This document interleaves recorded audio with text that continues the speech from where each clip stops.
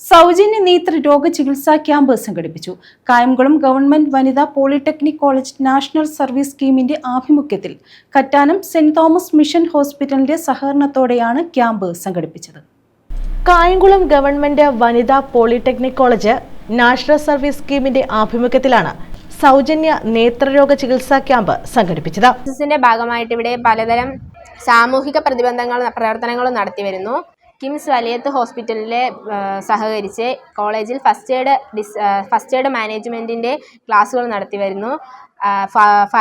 Kayamkulam fire force മാനേജ്മെൻറ്റുമായിട്ട് ബന്ധപ്പെട്ട് disaster മാനേജ്മെൻറ്റിൻ്റെ ക്ലാസ്സുകളും നടത്തി വരുന്നു. കറ്റാനം സെന്റ് തോമസ് മിഷൻ ഹോസ്പിറ്റലിന്റെ സഹകരണത്തോടെയായിരുന്നു ക്യാമ്പ്. വിദ്യാർത്ഥികളും ജീവനക്കാരും പൊതുജനങ്ങളുമടക്കം 150ഓളം ആളുകൾ ക്യാമ്പിൽ പങ്കെടുത്തു. Polytechnic college principal in-charge Rekhaji ഉദ്ഘാടനം നിർവഹിച്ചു. Program officer K Kiran, Jayamani, Marymini, Athira എന്നിവർ പങ്കെടുത്തു. കായംകുളം വനിതാ government polytechnic college national service സ്കീമിന്റെ ആഭിമുഖ്യത്തിൽ സമൂഹത്തിനും കുട്ടികൾക്കൊക്കെ ഗുണകരമാകുന്ന രീതിയിൽ ഒരുപാട് പരിപാടികൾ നമ്മൾ ആസൂത്രണം ചെയ്യുന്നുണ്ട്.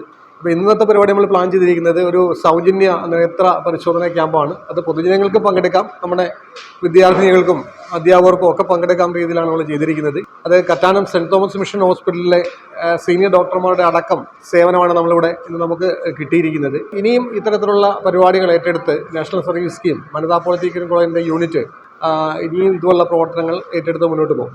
NSS സെക്രട്ടറി ഫാത്തിമ നന്ദി പറഞ്ഞു. News bureau, Kayamkulam.